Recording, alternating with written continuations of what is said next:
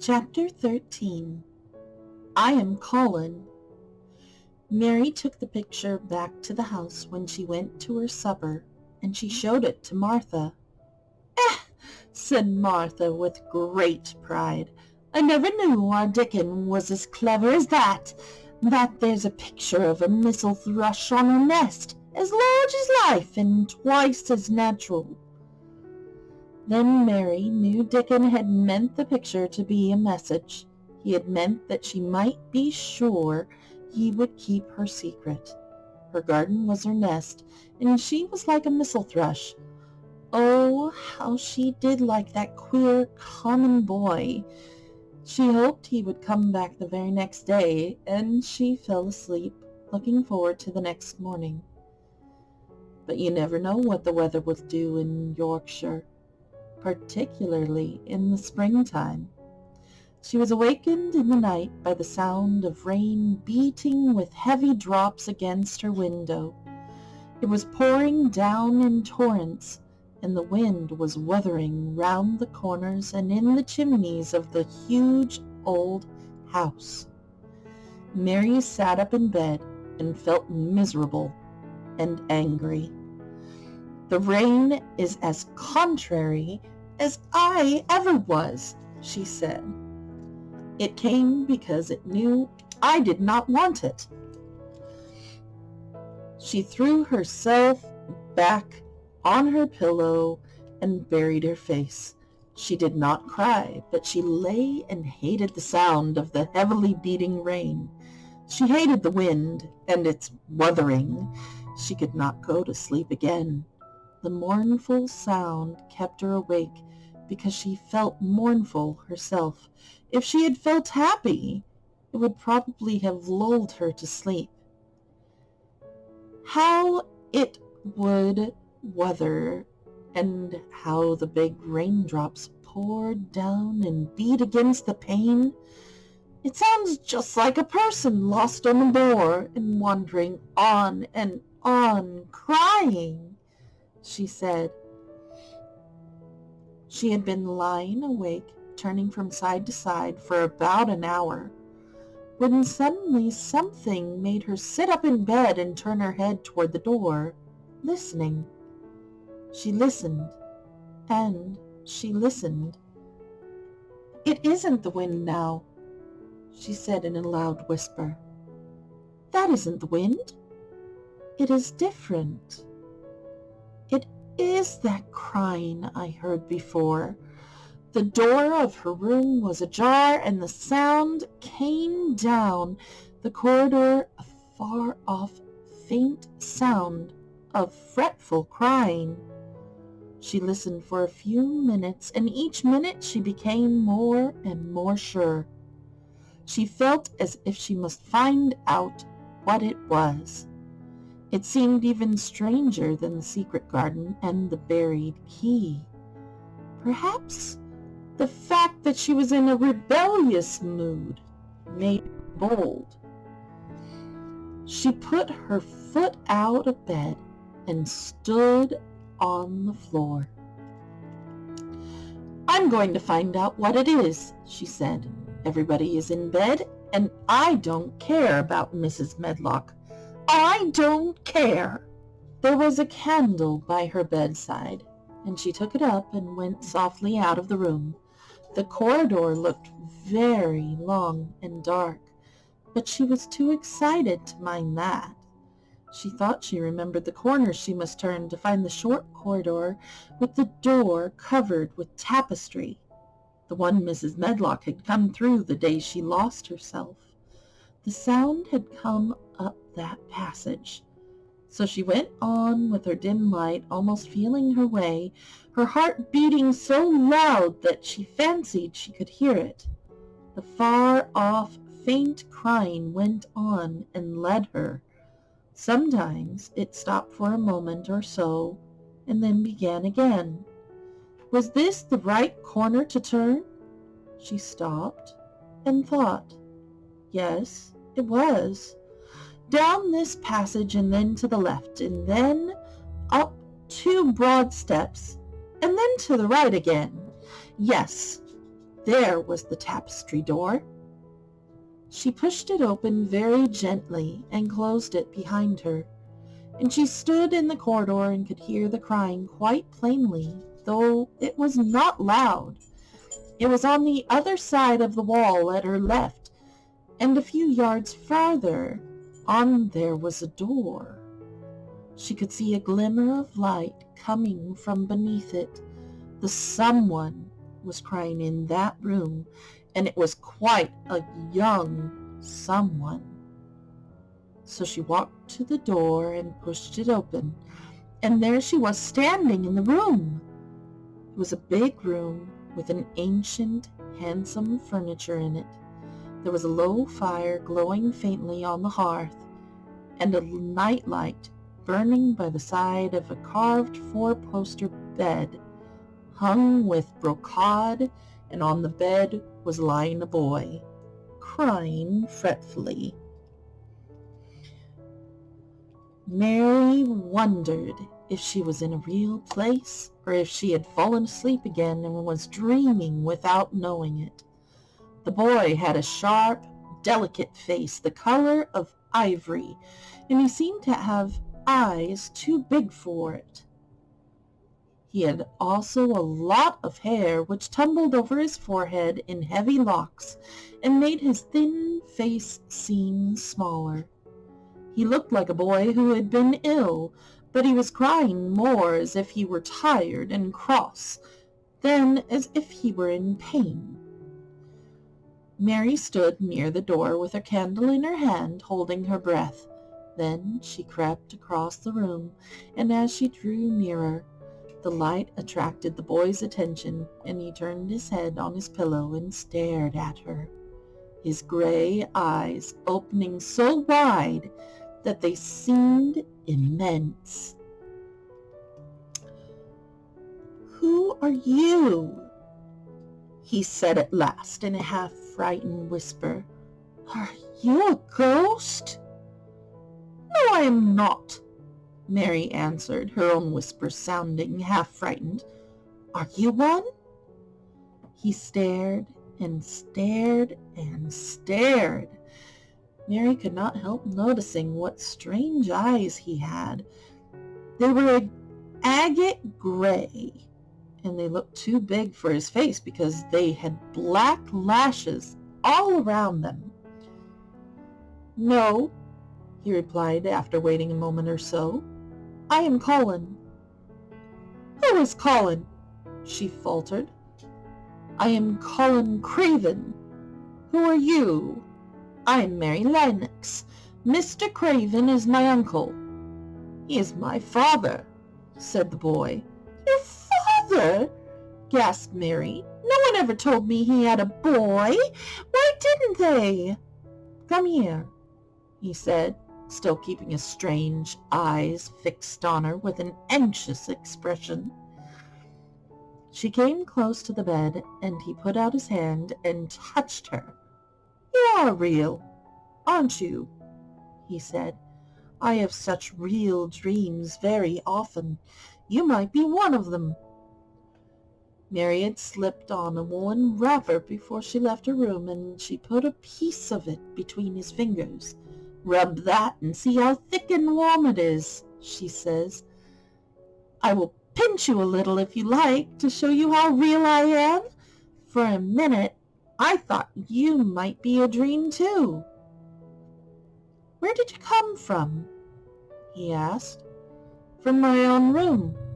The wind wuthered so I couldn't go to sleep, and I heard someone crying, and I wanted to find out who it was." "What were you crying for?" "Because I couldn't go to sleep either, and my head ached.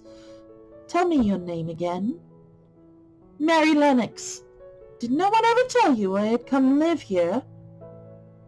He was still fingering the fold of her wrapper, but he began to look a little more as if he believed her in reality. "No," he answered, "they daren't." "Why?" asked Mary.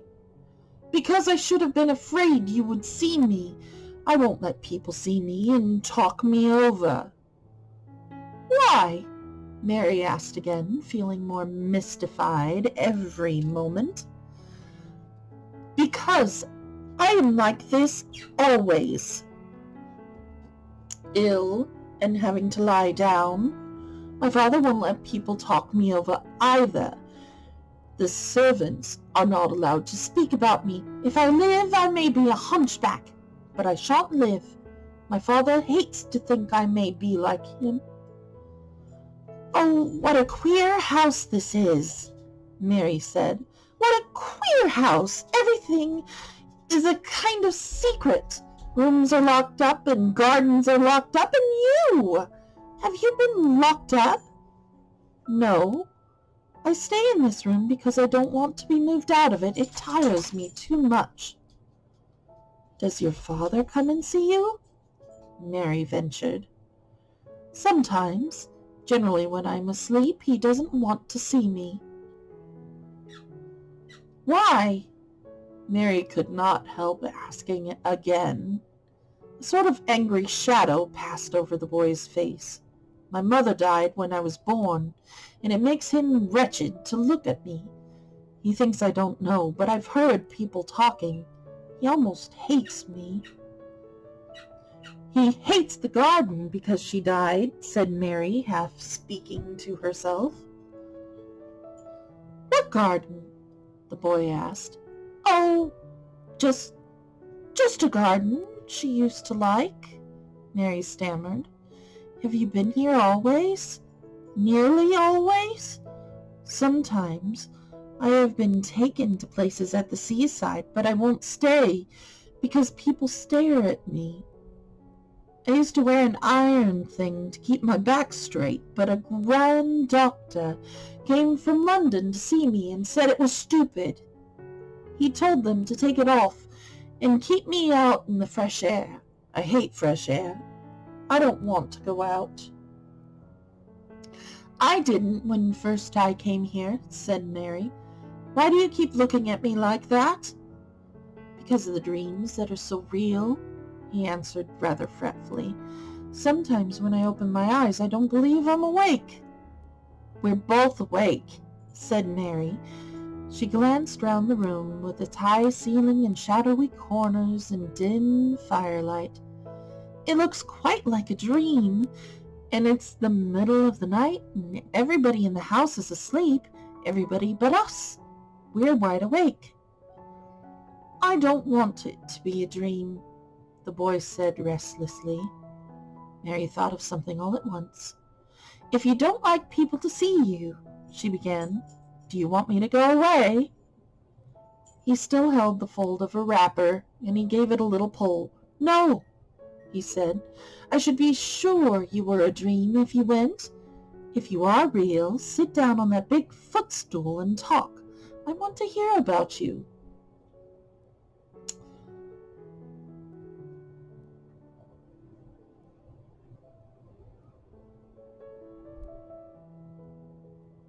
Mary put down her candle on the table near the bed and sat down on the cushioned stool. She did not want to go away at all. She wanted to stay in the mysterious hidden-away room and talk to the mysterious boy. What do you want me to tell you? She said. He wanted to know how long she'd been at Misselwhite. He wanted to know which corridor her room was on. He wanted to know what she had been doing, if she disliked the milk more as he disliked it, where she had lived before she came to Yorkshire. She answered all these questions and many more, and he laid back on his pillow and listened. He made her tell him a great deal about India and about her voyage across the ocean. She found out that because he had been an invalid, that he had not learned things as other children had. One of the nurses had taught him to read when he was quite little, and he was always reading and looking at pictures in splendid books. Although his father rarely saw him when he was awake, he was given all sorts of wonderful things to amuse himself with. He never seemed to have been amused, however.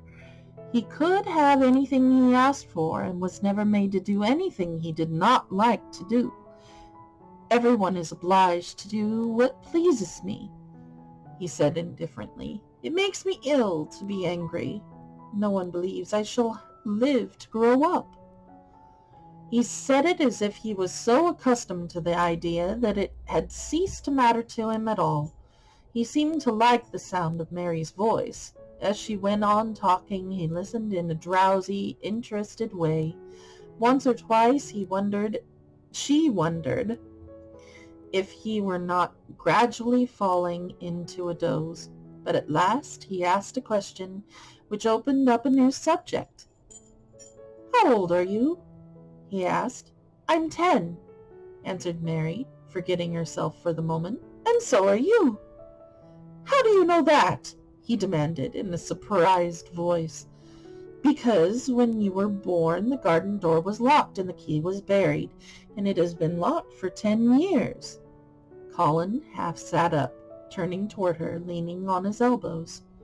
"What garden door was locked? Who did it? Where was the key buried?" he exclaimed, as if he were suddenly very much interested. It was the garden Mr. Craven hates," said Mary nervously. "He locked the door. No one knew where he buried the key." "What sort of garden is it?" Colin persisted eagerly. "No one has been allowed to go into it for 10 years, was Mary's careful answer. But it was too late to be careful. He was too much like herself. He, too, had had nothing to think about, and the idea of a hidden garden attracted him as it had attracted her. He asked question after question. Where was it? Had she never looked for the door? Had she never asked the gardeners? "They won't talk about it," said Mary. "I think they've been told not to answer questions." "I would make them," said Colin. "Could you?" Mary faltered, beginning to feel frightened. If he could make people answer questions, who knew what might happen? "Everyone is obliged to please me. I told you that," he said. "If I were to live, this place would sometime belong to me. They all know that. I would make them tell me." Mary had not known that she herself had been spoiled, but she could see quite plainly that this mysterious boy had been. He thought that the whole world belonged to him. How peculiar he was, and how coolly he spoke of not living. "Do you think that you won't live?" she asked, partly because she was curious, and partly in hope of making him forget the garden. "I don't suppose I shall," he answered as indifferently as he had spoken before. "Ever since I remember anything, I have heard people say I shan't. At first they thought I was too little to understand, and now they think I don't hear, but I do. My doctor is my father's cousin. He is quite poor, and if I die, he will have all Misselwhite when my father is dead. I should think he wouldn't want me to live." "Do you want to live?" inquired Mary. "No," he answered in a cross, tired fashion. "But I don't want to die. When I feel ill, I lie here and think about it until I cry and cry." "I have heard you crying 3 times, Mary said, "but I didn't know who it was. Were you crying about that?" She did so want him to forget the garden. "I dare say," he answered. "Let us talk about something else. Talk about that garden. Don't you want to see it?" "Yes," answered Mary, in quite a low voice. "I do," he went on persistently. "I don't think I ever really wanted to see anything before, but I want to see that garden. I want the key dug up. I want the door unlocked. I would let them take me there in my chair. That would be getting fresh air. I'm going to make them open the door." He had become quite excited, and his strange eyes began to shine like stars and look more immense than ever. "They have to please me," he said. "I will make them take me there, and I will let you go too." Mary's hands clutched each other. Everything would be spoiled, everything! Dickon would never come back. She would never again feel like a missel thrush with a safe hidden nest. "Oh, don't do that," she cried out. He stared as if he thought she had gone crazy. "Why?" he exclaimed. "You said you wanted to see it." "I do," she answered, almost with a sob in her throat. "But if you make them open the door and take you in like that, it will never be a secret again." He leaned still further forward. "A secret?" he said. "What do you mean? Tell me." Mary's words almost tumbled over one another. You see, she panted, "if no one knows but ourselves, if there was a door hidden somewhere under the ivy, if there was, and we could find it, and if we could slip through it together and shut it behind us, and no one knew anyone was inside, and we called it our garden and pretended that we were missel thrushes, and it was our nest, and if we played there almost every day and dug and planted seeds and made it all come alive—" "Is it dead?" he interrupted her. "It soon will be if no one cares for it," she went on. "The bulbs will live, but the roses—" He stopped her again, as excited as she was herself. "What are bulbs?" he put in quickly.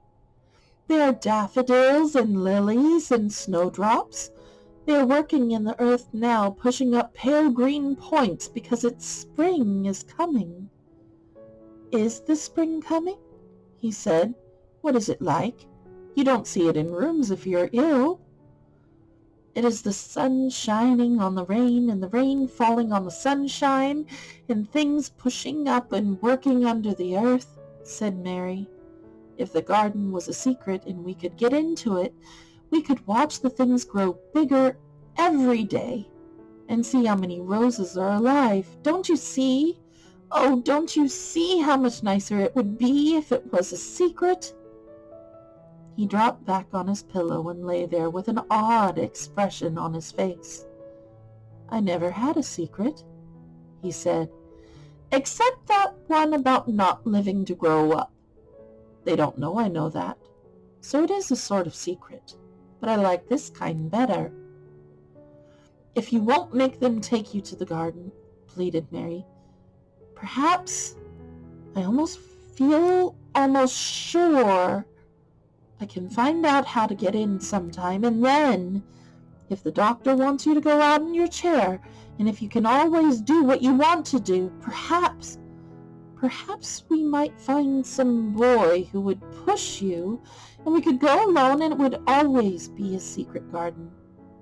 I should like that," he said very slowly, his eyes looking dreamy. "I should like that. I should not mind fresh air in a secret garden."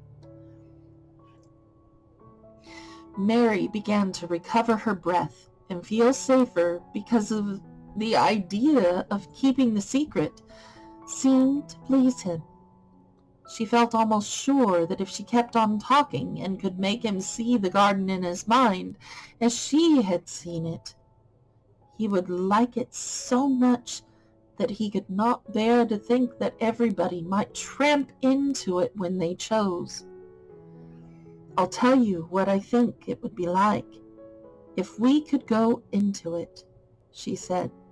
"It has been shut up so long things have grown into a tangle, perhaps." He lay quite still and listened while she went on talking about the roses which might have clambered from tree to tree and hung down, about the many birds which might have built their nests there because it was so safe. And when she told him about the robin and Ben Weatherstaff And there was so much to tell about the robin, and it was so easy and safe to talk about it, that she ceased to be afraid. The robin pleased him so much that he smiled until he looked almost beautiful. And at first, Mary had thought that he was even plainer than herself, with his big eyes and heavy locks of hair. "I did not know birds could be like that," he said. "But if you stay in a room, you never see things. What a lot of things you know. I feel as if you had been inside that garden." She did not know what to say, so she didn't say anything. He evidently did not expect an answer, and the next moment he gave her a surprise. "I'm going to let you look at something," he said. "Do you see that rose-colored silk curtain hanging on the wall over the mantelpiece?" Mary had not noticed it before, but she looked up and saw it. It was a curtain of soft silk hanging over what seemed to be some picture. "Yes," she answered. "There's a cord hanging from it," said Colin. "Go and pull it." Mary got up, much mystified, and found the cord. When she pulled it, the silk curtain ran back on rings, and when it ran back, it uncovered a picture. It was the picture of a girl with a laughing face. She had bright hair tied up with a blue ribbon, and her gay, lovely eyes were exactly like Colin's unhappy ones, agate gray, and looking twice as big as they really were because of the black lashes all round them. "She is my mother," said Colin complainingly. "I don't see why she died. Sometimes I hate her for doing it." "How queer," said Mary. "If she had lived, I believe I should not have been ill always," he grumbled. "I dare say I should have lived too, and my father would not have hated to look at me. I dare say I should have had a strong back. Draw that curtain again." Mary did as she was told, and returned to her footstool. "She is much prettier than you," she said, "but her eyes are just like yours. At least they are the same shape and color. Why is the curtain drawn over her?" He moved uncomfortably. "I made them do it," he said. "Sometimes I don't like to see her looking at me. She smiles too much when I'm ill and miserable. Besides, she is mine, and I don't want everyone to see her." There were a few moments of silence, and then Mary spoke. "What would Mrs. Medlock do if she found out that I had been here?" she inquired. "She would do as I told her to," he answered, "and I should tell her that I wanted you to come here and talk to me every day. I am glad you came." "So am I," said Mary. "I will come as often as I can, but—" she hesitated. "I shall have to look every day for the garden door." "Yes, you must," said Colin, "and you can tell me about it afterward." He lay thinking a few moments, as he had done before, and then he spoke again. "I think you shall be a secret too," he said. "I will not tell them until they find out. I can always send the nurse out of the room and say that I want to be by myself. Do you know Martha?" "Yes, I know her very well," said Mary. "She waits on me." He nodded his head toward the outer corridor. "She is the one who is asleep in the other room. The nurse went away yesterday to stay all night with her sister, and she always makes Martha attend me when she wants to go out. Martha shall tell you when to come here." Then Mary understood Martha's troubled look when she had asked questions about the crying. "Martha knew about you all the time," she said. "Yes, she often attends to me. The nurse likes to get away from me, and then Martha comes." "I've been here a long time," said Mary. "Shall I go away now? Your eyes look sleepy." "I wish I could go to sleep before you leave me," he said, rather shyly. "Shut your eyes," said Mary, drawing her footstool closer, and I will do what my ayah used to do in India. I will pat your hand and stroke it and sing something quite low. I should like that, perhaps, he said drowsily. Somehow she was sorry for him and did not want him to lie awake, so she leaned against the bed and began to stroke and pat his hand and sing a very low little chanting song in Hindustani. That is nice, he said, more drowsily still, and she went on chanting and stroking. But when she looked at him again, his black lashes were lying closed against his cheeks, for his eyes were shut, and he was fast asleep. So she got up softly, took her candle, and crept away without making a sound.